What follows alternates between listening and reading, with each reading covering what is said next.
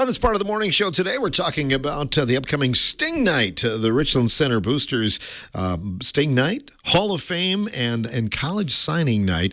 Coach Andrew Troxel is in the studio with us, and Kirk Layer as well. Here we go again. Kirk, another year, and we're honoring some more deserving people. It's a special night for us. Sting Night was started quite a few years ago now. It's like we're in our 5th or 6th year. You had COVID in there, so we missed a year. But it was started out as a brainchild of where we set an event up at the White House there, and it's grown ever since. This is going to be our 2nd year that we're going to be at the Phoenix Center on the 26th this Saturday. We're excited about it. It's our biggest fundraiser of the year. We've added in the Hall of Fame, which I kind of advocated for that myself. The Hall of Fame was kind of always just done during like a halftime of a basketball game or between wrestling matches and stuff. The Hall of Fame for wrestling now is done between rounds at the RC Invitational, and that's improved attendance there quite a bit. And then now we've added things like the signing night, last year. And it's always great when you can sit down and honor athletes from the past, or now even some other things that we've done as far as supporters and coaches and even contributors, and we're going to be talking about all of those type of people this morning that are going to get in the group this year. I know that you have a great group going in, and do you keep them from year to year if somebody nominated somebody and maybe they're not on the list this year? We've got a very good, what you would call resume there, that has been added. I know you've been involved with Hall of Fame groups before, and a lot of people ask, well, how did that person get in, or why isn't this person in? A lot of it comes down to you got to make sure you nominate people, and so that's helped in the last few years. We've been more visible, I would say. I wouldn't say more visible, but we've been asking for them and stuff. So we got a nice, good pool there, and we tend not to.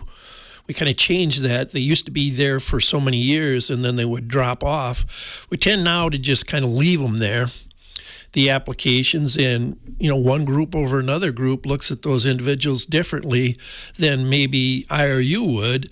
And so I think it's a good idea we just leave them there, and if somebody down the line here in 5 or 6 years decides, well, that person should have been in long ago, that's fine with me. Mm-hmm.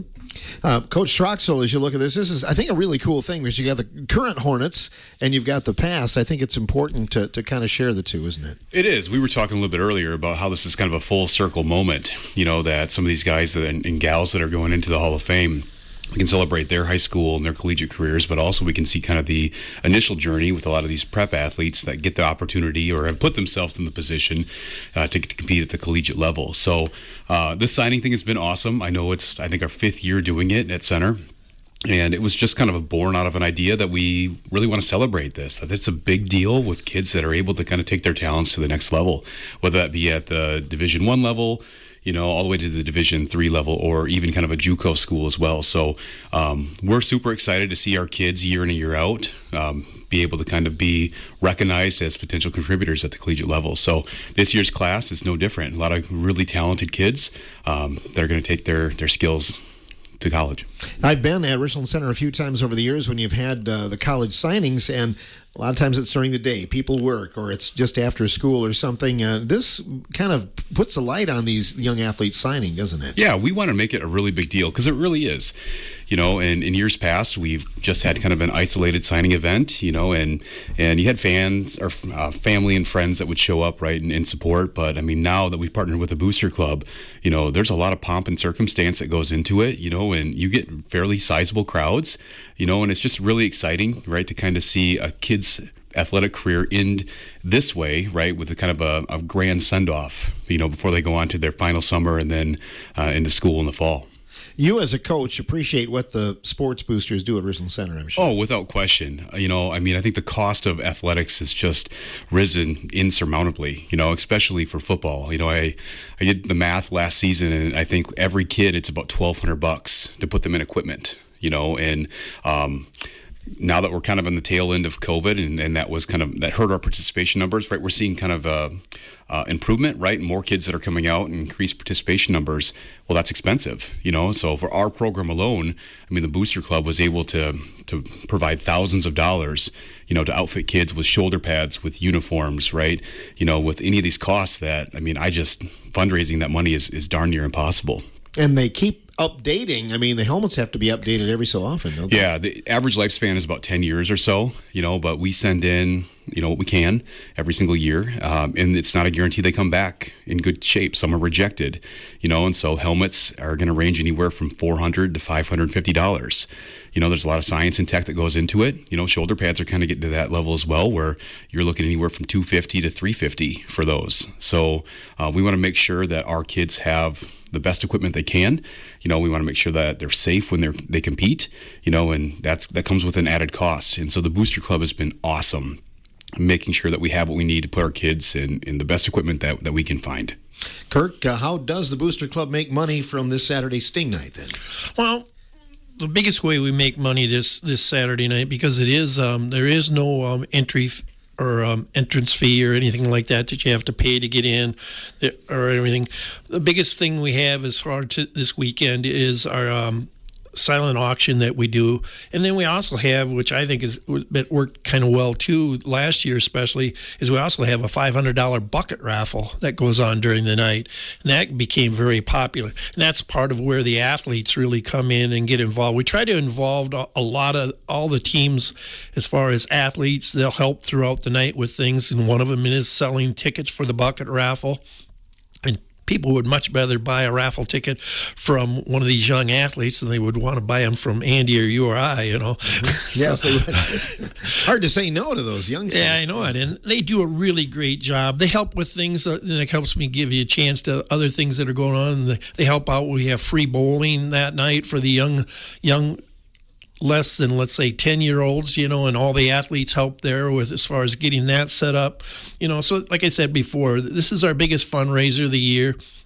And this helps fund not only football, but funds a lot of the athletics throughout the school.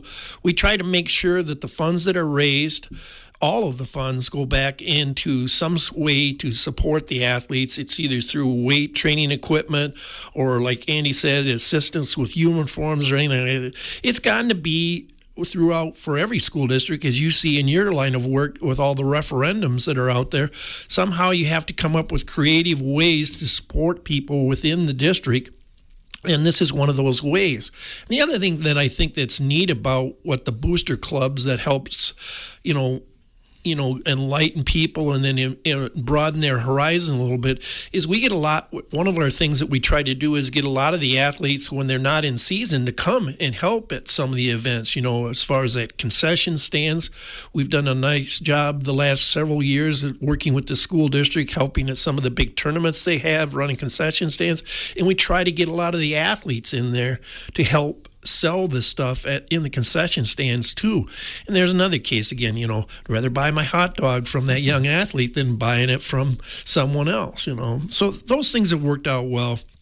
And before I get too far away from this, we really want to thank a lot of the sponsors that have helped donate items for this silent auction coming this Saturday, because without their support and their commitment in this community of Richland Center to help the athletic programs and help all the other things, and you got to give them a lot of credit, because with the systems that we have today and everybody, always looking for some sort of assistance, they get really a lot of requests for donations and stuff. And so you have to really be appreciative for the stuff that they do help you with, because it really keeps the community going in a very successful manner. You and I are history guys, and some more history is going to be talked about this weekend at Sting Night, but maybe you could shed a little light on who's going into the Hall of Fame officially this year. Well, that's where we got to get to these 5 honorees here, and we'll talk about the last one last, because it's kind of a unique thing that we're doing.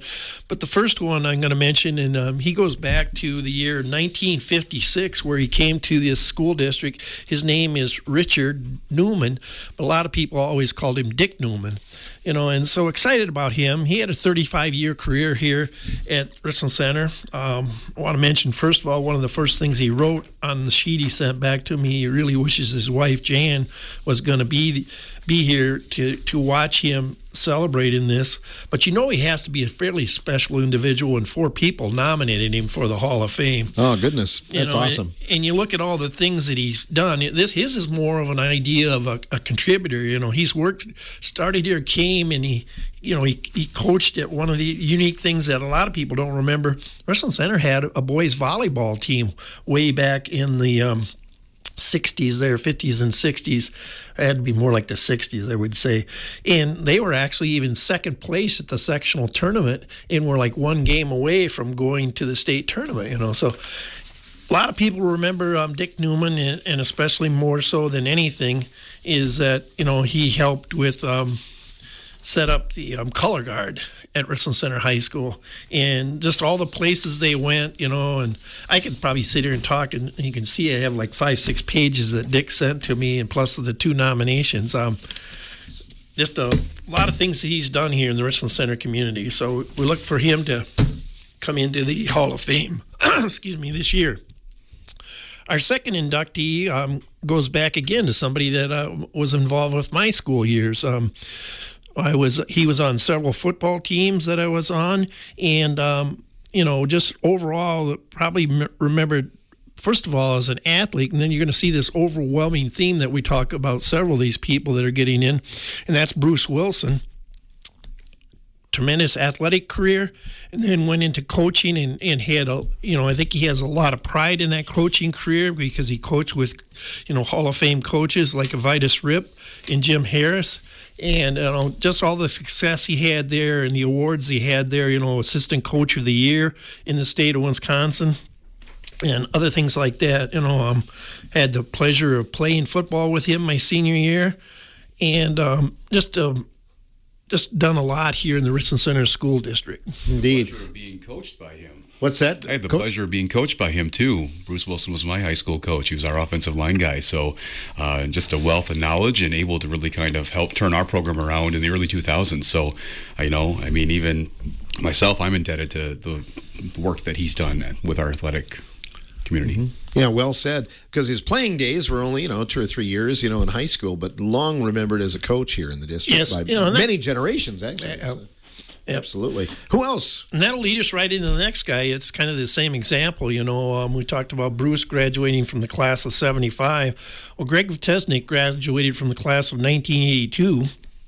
A very good athlete in high school, very successful, did things, placed in conference tournaments, especially in track. And track was the one thing we'll just mention right out. That became, later in his life, became a passion, of what he wanted to do. And he said he got approached, in his nomination for, in discussions with him too, as Greg said, all of a sudden he got approached by someone on the track team, said, well, you were a pole vaulter once. How would you like to come in and start helping, coach our pole vaulters, And the next is kind of after that is history, I look at the, it's stated here in his thing, that he, over the years, Greg has coached so many athletes, and probably the 2 that are best, that he has the most pride in is his 2 children, Danielle and Garrett, who are state champions, but you look at his resume, he's coached 8 people who placed 17 times in the division state meets, with resulting in 3 first places, 5 second places, 2 third places, 3 fourth places, 1 fifth place, 1 ninth, 1 10th, and 1 13th. And he also had the pleasure of coaching, being part of the track team that won the state title in 2007. Mm-hmm. And just how his career went and his love for the sport went, even when his son Garrett went on to college, they got to a year where they needed a pole vault coach. And so he decided to go over there and help out, and he led them to Horizon League indoor and outdoor pole vaulting titles. So Greg Vitesnik would be our third inductee. Yeah, really helped Richland Center dominate in that particular event through those track meets through those years. So you bet. And then the other thing you have to mention right away about Vitezniks is just, again, another business within the area that has been tremendously as far as supporting the community and supporting athletics within the Richland Center and actually the Richland County area. They've done a lot of great things there, you know. So Greg's one of those. We have our several different categories of having a athlete, a coach, and now a super supporter. You know, Greg could have went in any one of those, but, you know, I think it's great of where he's going in more so as a coach. And we always let them write their own resumes of what they want to put on their plaque. And he went more that route, and it was more the route that the person who nominated him, you know, wanted to go to. So I think it's really great, and I think it's great that we, you know, show appreciation. And even like I said earlier with Dick Newman, you know, just you read his thing, and it'll take you a while to read it because he's just done so many things, but it's amazing. I found out, and I'll even mention his name, Ron Fruit was one of the people that nominated him, and Ron goes, you just really got to see all the things he's done. Mm-hmm. Yeah, there's no doubt about that. Yeah. And you get a set of wheels from Vitezniks from time to time for football too, don't you, Coach? We do every single year. All right, we get some kind of UTV, so we're thankful for that. I mean, otherwise that hike is pretty far. We don't want to lug all our football equipment around. So they've been great to us. They've taken care of all of our needs, you know, with that UTV usage. So at some point, hopefully we can get our own, right? But for the foreseeable future, I mean, Garrett, Greg, all those guys at Viteznik have just been awesome to work with. Yeah, that's great. Who else is going in this year, Kirk? I should probably this next one. I should probably pass it over to Andy there and let him introduce him because I think he's somewhat tied to Mr. Strang. Might be related. Yep, that's my uncle. I know growing up, I heard stories. I never had a chance to watch him compete, but just how much of a prolific athlete he was back in his day, you know, and he's just a very humble guy. You know, he's not going to brag about his achievements, and so I know that he feels extremely honored, you know, to be inducted into the Hall of Fame. I know Kirk's got a list of the accomplishments on hand there, but, you know, it means a lot, you know, to him. It means a lot to our family. I know my grandpa was a very, very strong supporter of just Hornet athletics, you know, and he's no longer with us, but I know that he's super proud of just the effort, the work that his sons have done, you know, and then also his daughters, his supporters too. But it'd be a great night to really kind of support my Uncle Brian that night for Hall of Fame night. You have a list of accomplishments over there, Kurt? Brian Strang, though. You better get his name in there, yeah, too. Better. Uncle Brian. Uncle Brian, yeah. I knew he was related. Well, his mom is the one who submitted the form, you know, so... It's just a list of this MVP, this conference all-star team, and honorable mention this, you know, 3 sports star, basketball, football, baseball, just all the honors he's achieved throughout his high school career. A 1983 graduate from Richland Center High School. But probably, as Andy could tell you, some of the stuff that he's done afterwards, being successful in his in the business world. You know, he's got a bachelor's degree from the University of Platteville, but then he went on and got a PhD in nutritional science from the University of Madison in 1997. Just an extremely successful individual coming out of Richland Center High School, not only as an athlete, but also as a professional. That was a big year in the spring of '83 because, you know, he graduated that year. They had a great year in spring sports as well, but it was capped off by a very successful track team. Well, that's why that's kind of the other unique feature that we've started here. We talked about we've added the contributor in there as far as, you know, an event or another category, I should say. WRCO was one of the first to get in there as far as a contributor to high school athletics and sports. And we saw this in other high schools around the area as far as Hall of Fame, so that they were recognizing teams. Wrestling started it a year or so ago by putting a team, the only team that qualified for the team tournament. They put them in. So we decided as far as the all-school Hall of Fame that we would put in a team this year. And what better team to start with, like you say, than the 1983 state champions in Class B. They still had classes when we go back this far. The track team from Richland Center High School. And are some of them coming back? Have you heard anybody say they were here? We got a really good response. First, I give a shout out to a few people. Jill Cones, excuse me. I give her even a little shout out. Jill Stibby Cones. I better get that in there too. But not only was she a big part of this team and a big supporter in helping me get it organized with the team and getting some of the young ladies to come back, was that she just ran in the Boston Marathon again here just recently, So she's still running. She's still running. She's another one, like a couple other ladies that we have around town here that are still running. But her and Sarah Lau Olson really helped a lot as far as getting the other teammates notified, putting together, what they wanted to have on the plaque and what they wanted to say and stuff. But they told me the other night when I was talking to them, they expect about 8 to 10 members of the team to come back. So that's really exciting. That's great. Absolutely. And recognize them and their coach and the whole 9 yards. That's the other thing that's really cool, too. I think that right now they have like 3 or 4 of the coaches that are coming back. They wanted to even have Claire Haig, who was their head coach at that time, to be maybe more involved in the process and the program.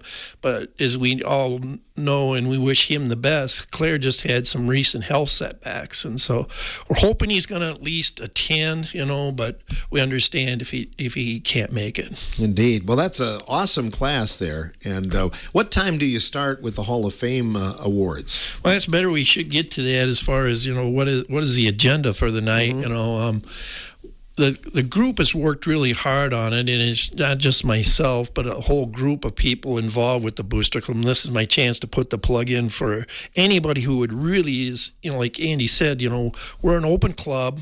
We welcome all people, and these are the type of things we do, like Sting Night and several other things, and helping at athletic events and helping raise funds for the athletic groups within the district.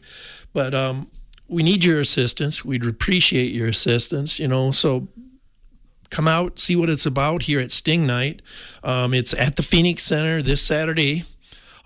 We get in there early Saturday morning, and we help set up with the good chance to put a pimp in here for Greg and Amy. This is their second year of sponsoring us there, and great hosts, just great hosts. And it doesn't hurt that they have a few athletes there to help Andy and his crew out, and so going to lose one of them this year.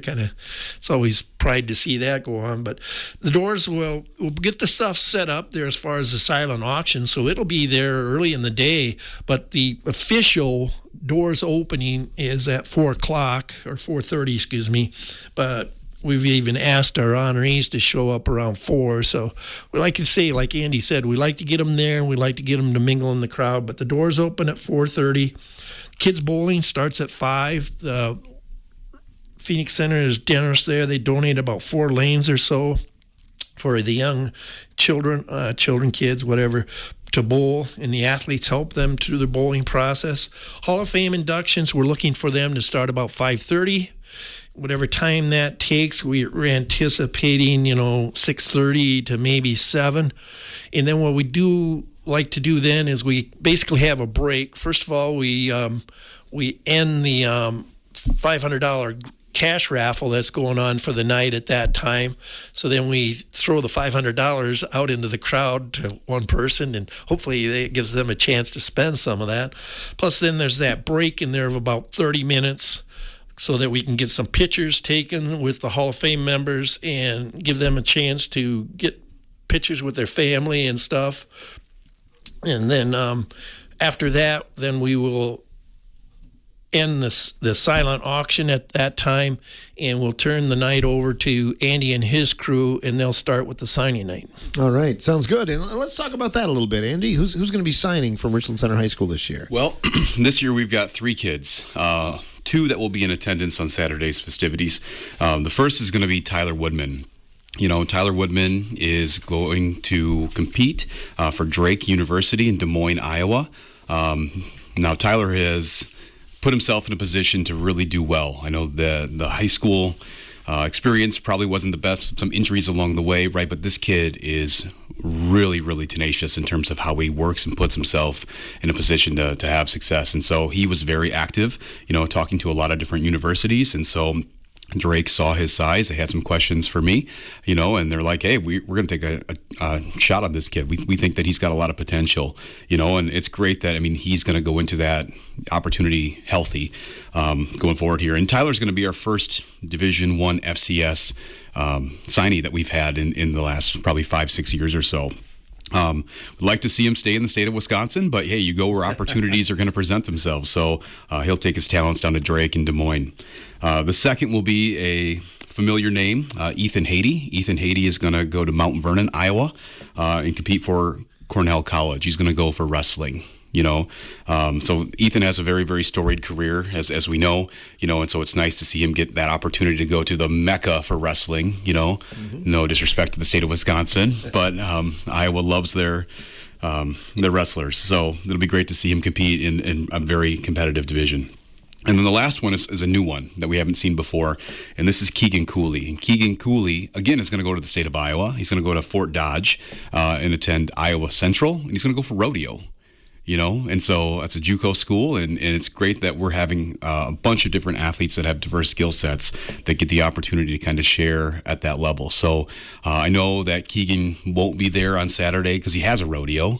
So I think they're all over the place in the state of Wisconsin, throughout the Midwest, and doing just a lot of that stuff. So it's really kind of cool that we've got a football kid, a wrestler, and then a rodeo kid as well. And what's really cool about these kids, just this year, in years past, is that the state of college athletics looks totally different with the transfer portal, and so it's really hard to get the attention of colleges, right, post-COVID, because there's a lot of bouncing around that happens at the collegiate level. So, just to have the opportunity to walk on or participate, is a testament to their ability as athletes. And it's always cool that, we have these kids that come from, small town America in Richland Center, right, and are able to kind of throw their name in the ring, and perform well with the best of them from all over the country. You had a big group go in last year, sign on the dotted line, didn't you? Yeah, we had 6 kids last year, 5 of which stayed in the state of Wisconsin.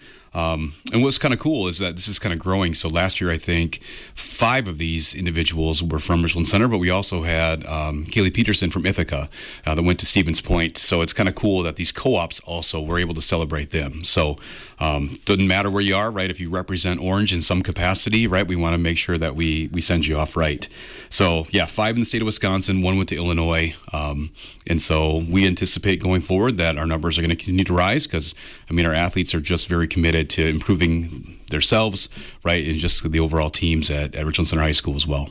You're going to have your players, some of your guys helping out, I'm guessing, behind the scenes then, too? Yep. The Booster Club does a wonderful job with organization, so they tell us where they need assistance, and we just got to crack the whip and get some guys there. So, so we've got a lot of representation from all sports, which is great, right? That it's a unified approach from our overall student athletic community, that they're able to kind of support one another, support the youth, but also kind of celebrate the Hall of Fame folks as well. It's a big night, Sting Night coming up this weekend. And some of the silent auction items, Kirk, are very unique, aren't they? Well, that's why I spend a little bit of time talking about them. Like I said to you, since you're the music man here throughout Richland County, is probably the biggest one. We've had support of Sleepy Hollow the last several years, offering us some concert tickets. And again, they came through really big this year for us, and this year, after offering tickets like Luke Bryan and Tim McGraw, this year Lainey Wilson tickets are going to be on the auction block on Saturday night there. So if you're interested in that, I'll tell you right up front, the concert is this fall. I don't have the exact date right here in front of me, but it is out there on our Booster Club site on Facebook where you can see all these items that we have there. And these tickets are great tickets. They're right down on the floor, like 6 rows back from the stage. So Lainey Wilson fans, make sure you get in there and bid off. And so that's a really cool feature. And then, like I said, a lot of our other local businesses are extremely generous. We have we just mentioned Vitesnik's earlier. He gave a generator that's well worth the money. It's kind of one of those unique ones. And I got to be careful because my memory's bad at this age to remember all these people. But some of the huge donations, and even from even some of the other businesses, just supporting the with a donation, this basket or that kind of basket, those all come in and all add up in the end to be great things there. And a lot of people say, just like going to any silent auction, I like go there just so I can buy something, And so a lot of great items there. Like I said, this is our biggest fundraiser of the year. We'd really appreciate you showing up. A lot of the businesses, too, that maybe you won't see items from them, but they gave really nice cash donations. Cardinal Glass down there gave a really nice cash donation plus a basket. Like I say, I'll probably get spanked for not mentioning everybody, but, a lot of good donations there. And the other thing I want to come back again, because that's kind of been Andy as my theme right from the beginning with our discussion here today. The night is really all about the community celebrating Richland Center athletics and the chance to sit there. We get as many athletes, a lot of the athletes, we've even tried this year to maybe not keep them as busy because we really like our athletes mingling in the crowd, mingling with the Hall of Fame people, and mingling with the audience that's there that night so that they can see that these young people are some of the best human beings that you ever want to be around. And I always said when people ask me, what I missed about leaving officiating, and one of the biggest things I told them was being around the athletes, because athletes are just like a lot of young adults in today's society. They're some of the best people you want to be around.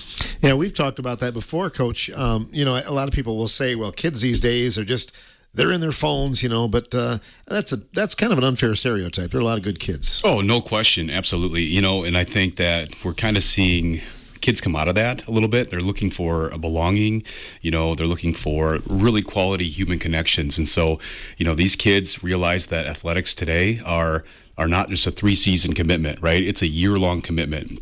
And so it's fun to kind of see kids where they're at, right? Especially with off-season commitment, with weightlifting and whatnot, and just see them continue to make progress and see the benefits of just kind of investing in themselves and their ability, and then along the way, I know that we have a lot of great coaches within our athletic community, that really kind of talk about it's not just about athletic performance, but it's also about representing Richland Center to the best of your ability, right? And kind of having that community-minded focus, when they get the chance to represent RC.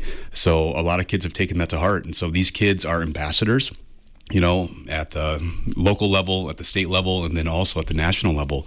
And so it's kind of cool to see what the community has done, right, and instilled those values and how kids have really embraced those. So, yeah, I'll be the first to push back and say kids today are great kids. They're hardworking kids, and like Kirk said, the athletes are extremely invested with time, with money, and effort. There's a lot of stuff that happens behind the scenes that people don't see. They see the performance, right? And so I think the state of just Hornet athletics now is on the rise. It's really exciting to be a part of. Some of the kids that will be there working, maybe someday will be honored at a future Sting Night down the road. Yeah, we hope so. There's a lot of youth, that kind of come and they attend. And so I think when they sit there and they watch that, there's always that idea, could that be me? And so we hope that seed is planted, right, and their efforts in the off-season pay off. And so they're able to sit down there and celebrate that. The recruiting process is a fun process to be part of. There's a lot of people that are kind of vying for your talent, and so you kind of get courted. You're the belle of the ball. But when they make that decision, now it's exciting to kind of see them prepare for what future looks like, as they decide, okay, I'm going here, I'm going to do my best, and just kind of watch that unfold. It's really neat. One of the most important nights of the year for Hornet Athletics, I think. Kirk, anything you want to add today? Well, I think it's, Andy mentioned there too, that's one of the things we've always tried to do too, is involve some activities for the younger kids, the less than high school age. And we've always done a good job of that too with a Sting Night. And the last couple of years now, or this year and last year, the bowling aspect of it. And there's another. We bring in a different age group and we let them intermingle with the high school students plus the adults and everything else. So exposure is probably the biggest recruiting tool and benefit tool that you can do for any athletic program. It is exposure and the time to understand that all these coaches and all these athletes and all these fans, they really are, if they all work together, that's what leads to the success of any program. No doubt about it. Coach, anything else you'd like to add today? Yeah, I think the only thing that I would add is when it comes to how Richland Center is seen kind of in different circles, it's very positive. I get the chance to talk with a lot of different officials, about our kids, right, our fans, our community, and they have positive things to say. And so I know that doesn't happen everywhere, and so it's nice to see that is a strong suit that center brings to the table when our kids represent. Awesome. Sting Night coming up at the Phoenix Center this week, the Hall of Fame and College Signing Night. Don't miss it. Silent auction, free kids bowling, $500 bucket raffle. You have a kissing booth, Kurt, or not? I don't know. Unless Tiffany is going to volunteer for that. I know I'm not going to volunteer for that. Yeah, now I threw her under the bus. Ooh. A lot of things going on and a lot of fun and some very deserving folks again. Brian Strang, Bruce Wilson, Greg Vitesnik, Richard Dick Newman, and the 1983 Class B state champion girls track team officially going into the Richland Center Hall of Fame.